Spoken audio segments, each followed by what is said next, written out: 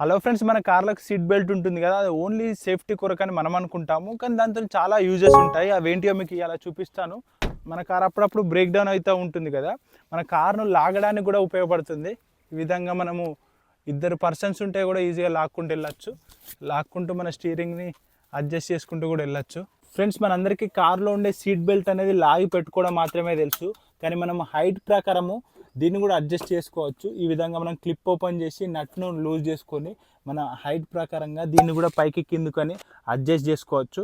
అలాగే మీరు ఎప్పుడైనా సెకండ్ హ్యాండ్ కార్ తీసుకునేటప్పుడు మన కార్ ఎప్పుడైనా వాటర్లో సింక్ అయిందా కాలేదన్నది కూడా తెలుసుకోవడానికి మన సీట్ బెల్ట్ ఏదైతే ఉంటుందో దాన్ని పూర్తిగా లాగినట్టయితే ఎప్పుడైనా వాటర్లో ఈ కార్ అనేది సింక్ అయినట్టయితే మనకు మరకలు అనేది ఇక్కడ కనిపిస్తూ ఉంటాయి. ఇది కూడా ఈ సీట్ బెల్ట్ ద్వారా అయితే తెలుసుకోవచ్చు.